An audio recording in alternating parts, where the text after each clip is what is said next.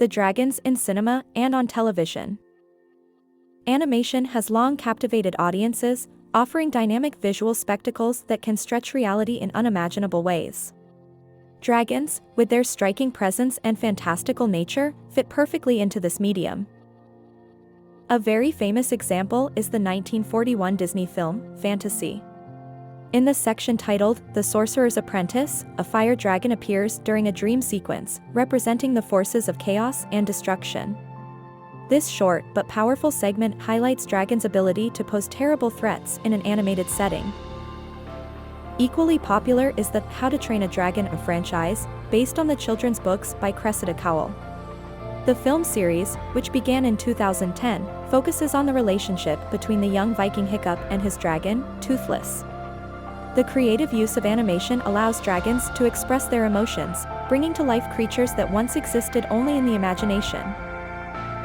Another prominent example is Disney's Mulan, in which Mushu, a witty little dragon, serves as the titular character's guide and guardian.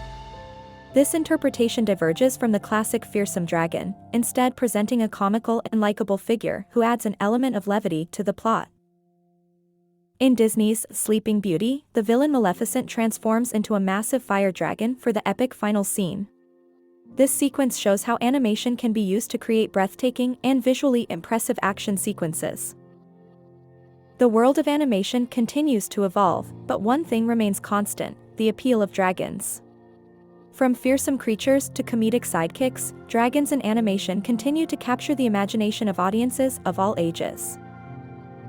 The next paragraph will explore how dragons are portrayed in live-action film, an art form that has its own unique challenges in bringing these fantastical beings to life. Dragi Nei film live-action. Representing mythological creatures in live-action presents different challenges than animation, mainly due to physical limitations and demands for realism. Dragons, however, have nevertheless found a place of prominence in live-action cinematography, thanks to the advancement of special effects techniques.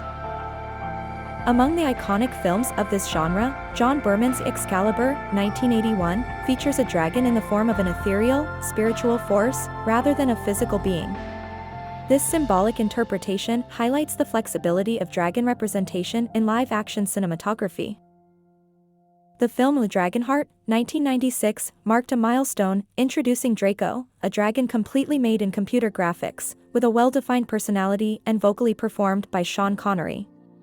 Using CGI techniques that were cutting-edge at the time, the film offered a believable and captivating image of a dragon. The film Aragon, 2006, based on the homonymous novel by Christopher Paolini, brought the story of a young dragon breeder to the big screen. While the film was not critically well received, the portrayal of Saphira, the blue dragon, provided another example of how dragons can be made vivid and lifelike through CGI. In The Lord of the Rings, The Return of the King, 2003, the figure of the dragon is used in a powerful and terrifying way in the form of the winged Nazgul, ridden by the Witch King of Angmar during the Battle of the Pelennor Fields. Finally, in the film Harry Potter and the Goblet of Fire, 2005, dragons are presented as challenges in a tournament between wizards, with each dragon presenting a unique set of abilities and threats. This representation highlights the variety of forms and behaviors that dragons can take, even within the same narrative universe. Having reviewed the depiction of dragons in live-action cinema, the next section will focus on their appearances in television series, a medium that offers unique opportunities for the character development and story arc of dragon-centric creatures. The dragons in the television series. In the television landscape, dragons continue to represent central figures. Just like in the movies, their depictions range from symbolic interpretations to realistic representations through the use of advanced special effects. In Merlin, 2008 to 2012, a telefilm based on the legend of King Arthur, dragons are beings of great wisdom. Kilgara, the great dragon, acts as guide and mentor to the young wizard, offering cryptic advice and prophecy. His character demonstrates that dragons can have diverse and complex roles that go beyond simple antagonism. The presence of dragons is even more evident in Game of Thrones, 2011 to 2019, where Daenerys Targaryen's three dragons, Drogon, Rhaegal and Viserion, play a crucial role in the plot. These dragons grow from newborn puppies into powerful creatures capable of turning the tide of battle. This series allowed the growth and evolution of dragons to be explored in a way that few other media have done. An example of a lighter play aimed at a younger audience is Dragon Booster, 2004 to 2006, an animated series in which dragons and their riders participate in breathtaking races and fight against the forces of evil. The series mixes science fiction and fantasy elements to create a unique world where dragons are at the center of the action. In the world of Japanese animated series, or anime, dragons occupy a prominent position. In Fairy Tail, 2009 to 2019, for example, dragon slayers are wizards with powers derived from dragons, and the whole plot revolves around the mystery of the disappearance of dragons. Television offers the possibility of developing long-term storylines and exploring characters and creatures such as dragons in detail, as evidenced by these examples. The next section will focus on short films, a format that, while limited in time, can offer unique and powerful interpretations of dragons. Dragons in short films. In the short film scene, dragons continue to enchant with their presence. This short, time-limited format offers creators the opportunity to explore concise and powerful stories, and dragons often play key roles.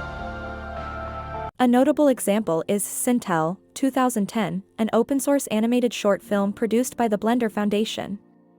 This touching story of friendship between a girl and a dragon proved that dragons can be seen in a different light, not only as fearsome creatures, but also as companions. Another notable example is The Chub Chubs. 2002, an Academy Award-winning short animated film produced by Sony Pictures Imageworks. This hilarious story features a variety of creatures, including a dragon, in a variety of comical situations.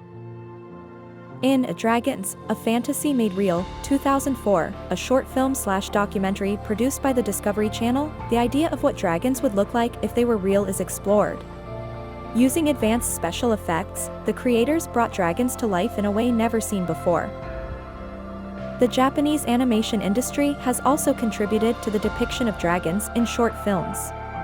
A significant example is Senkurol, 2009, where dragon-like creatures appear in a modern urban context, mixing elements of fantasy with those of everyday life. These examples show how dragons continue to be a reference point in the short film scene, despite the time constraints imposed by the format. Dragons can be interpreted in different ways, creating unique and memorable stories. Moving on to the issue of representation, the next section will explore the cinematic techniques used to bring dragons to life on screen, such as special effects and CGI animation.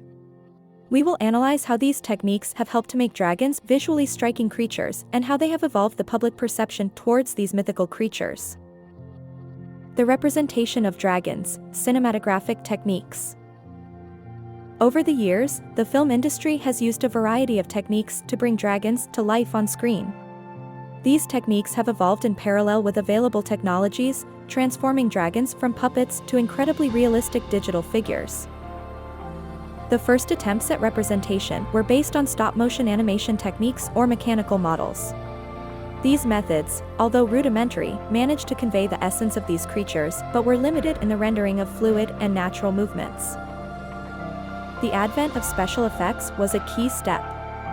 A notable example is Dragon Slayer, 1981, which used the technique of go motion, a variant of stop motion, to create the dragon Vermithrax, considered one of the most convincing ever made. The revolution came with the introduction of computer-generated imagery, CGI. This technology has made it possible to create highly detailed and incredibly realistic dragons.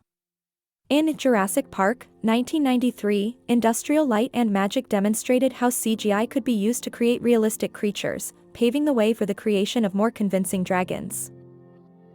Today, the use of CGI, often in combination with motion capture, has enabled unprecedented levels of realism to be achieved. An example of this is Smaug in the film The Hobbit: The Desolation of Smaug, 2013, in which actor Benedict Cumberbatch's performance was captured and transformed into a digital dragon. Despite these evolutions, the design and representation of dragons vary enormously depending on the creative intentions. Some dragons are monstrous and terrifying, others noble and magnificent. Some are anthropomorphized, others are purely bestial. This versatility reflects the richness of dragon imagery. In the next section, we'll focus on the depiction of dragons in 21st century film, exploring how cinematic techniques and creative visions have merged to create some of the most memorable dragon depictions of modern times. Dragons in 21st century movies.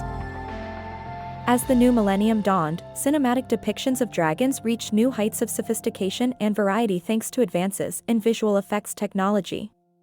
Advances in CGI and motion capture have allowed filmmakers to create dramatically lifelike creatures, challenging the limits of the audience's imagination. The 2005 film, Harry Potter and the Goblet of Fire, gave birth to 4 different species of dragons, each with their own unique appearance and distinctive behavior.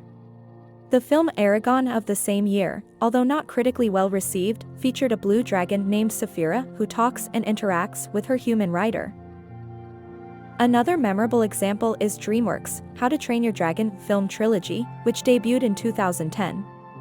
This series featured a broad spectrum of dragon species, each with their own distinctive behavior, abilities, and appearances, ranging from fearsome to mighty of Alpha to the more friendly and playful one of Toothless. The combination of CGI and motion capture reached its peak with the portrayal of Smaug in the film The Hobbit: The Desolation of Smaug. This dragon, voiced and played by Benedict Cumberbatch, expresses a mischievous intelligence and charismatic personality through fluid movement and expressive acting. Despite the growing sophistication of visual effects, filmmakers continue to experiment with new aesthetic and narrative approaches.